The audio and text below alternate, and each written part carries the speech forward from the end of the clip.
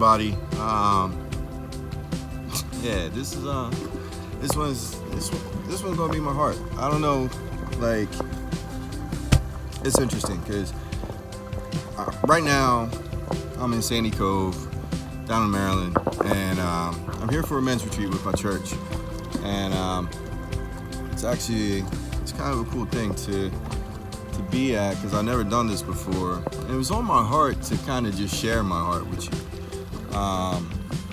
about what this is for me, what it means for me, what it means for my family, kind of deal.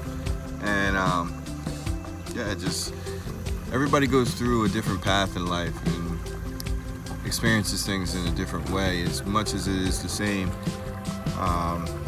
it's all kind of individualized. So like for us, this weekend, it's for our church, the premises, it's actually like the King amongst Kings. I love that shirt because it says a lot. It really says a lot. It says a lot about who we are and who God is. And you know, I've never been one to kind of hide my faith, but I've also never been one to hide my imperfections to the point where people like to, you know, say that I'm miserable all the time or all I do is complain. But for me, that's just me being real. Yeah, being real and being organic, I guess, is a good way to put it. I don't want to be watered down and, you know, put on this facade that I got everything figured out, because I do not have everything figured out. I strive to be better because the whole purpose is to be like the King, you know, to be like God. But we fall short, but by His grace. And His grace has saved me many a times. But like for me right now,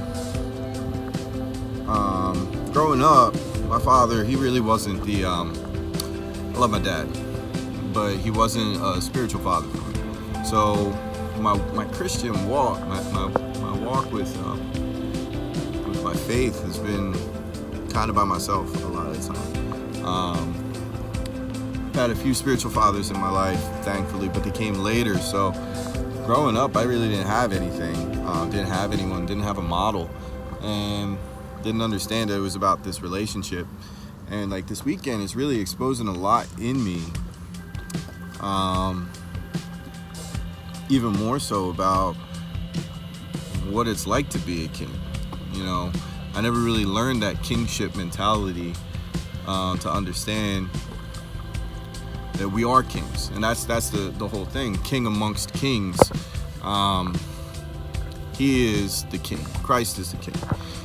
And He's amongst us. He's in us. He lives with us, and we are His kings. Kings and queens. I won't just say kings.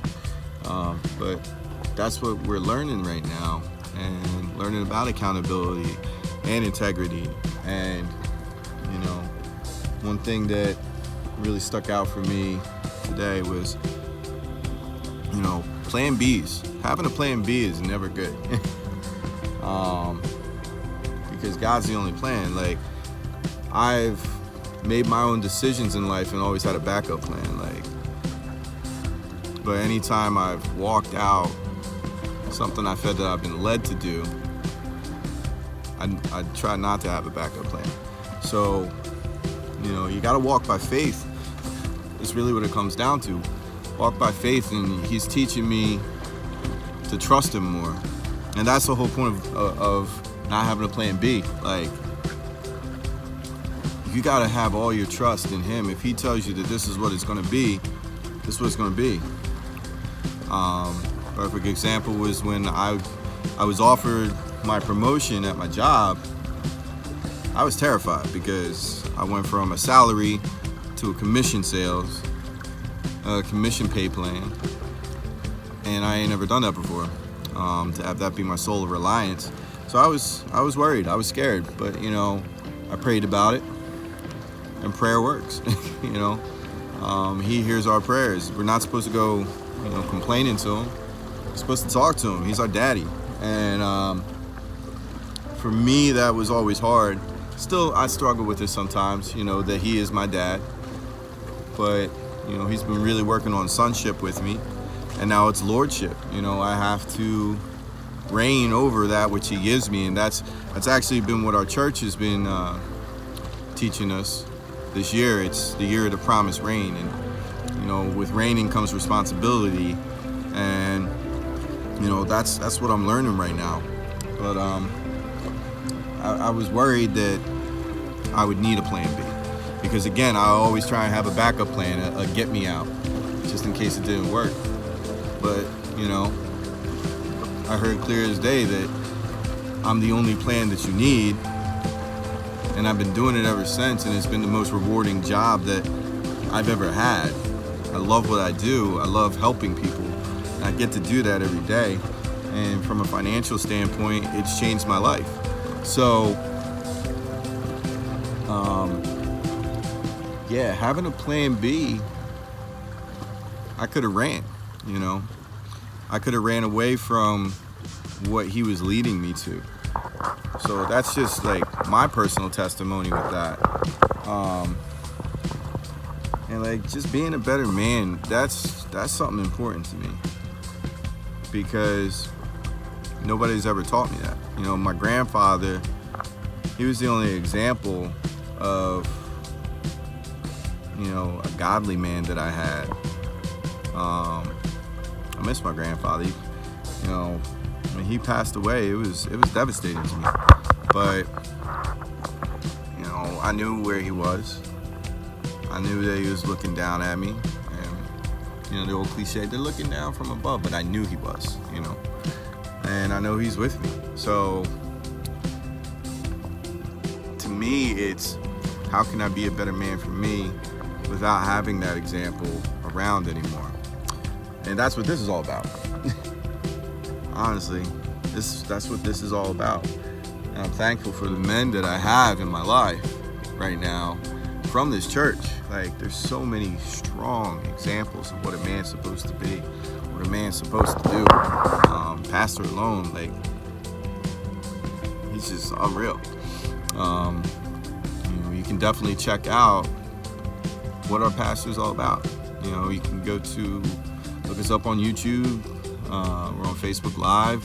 We live stream from the church, Family Church NJ. And just to get some of that good word and see what it can do for you. Because for me, it's totally changed my entire perspective. And I've never done one of these before. I was in a real dry place in my life coming into it. And I don't even know where I am right now, honestly. I'm just so overwhelmed with information and direction, and the messages are just opening me up, because that's what a man needs. He needs to be opened up to see where he needs to improve to be a better man, be a godly man, be a strong man. I got my kids, and eventually I'm gonna have a wife. I can't be messing around, wandering around in the dark with no flashlight, knowing that he's the flashlight. He lights up the darkness. But if I don't understand it, I'm not going to see the light the right way. I can't leave my family. I try and be a better father for my kids. I'm not the greatest. I slip and I fall and I struggle. I think we all do.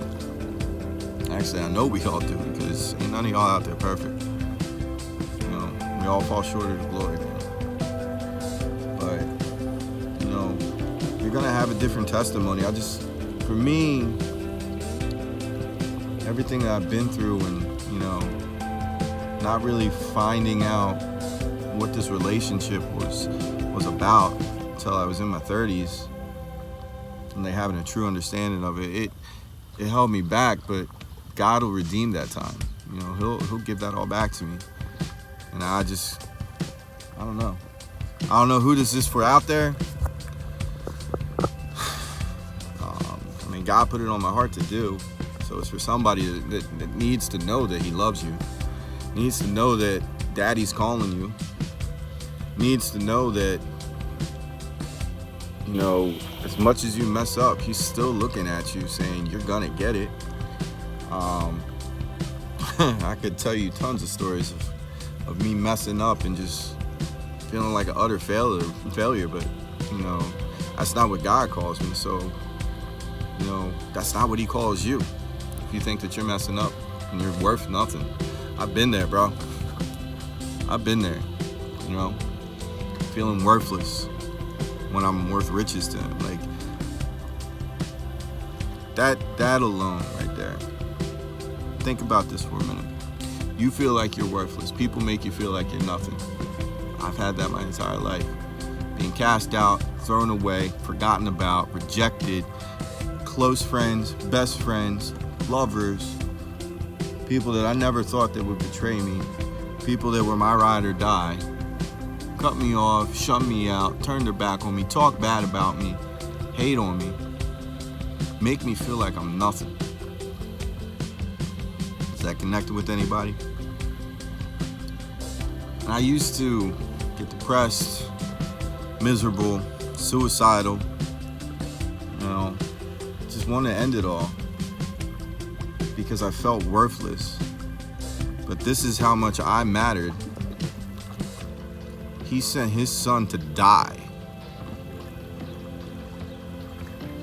He was willing to kill to save me. So how much am I really worth? How much are you really worth because of that? That's something that I don't know who you are out there that you need to hear that. You aren't worthless. You're worth sending a son to die for just to save you. Take that. Take that. Yeah. That's yours. I love y'all. Thanks for watching. Not my typical video, but you know what? I thought I needed to. Because somebody out there needed to just hear that. People may make you feel like you're worthless, but you shouldn't. Because you're worth everything to him. You are worth the ultimate sacrifice for him. I love y'all. Wish you nothing but the best. God loves you. Take care. God bless.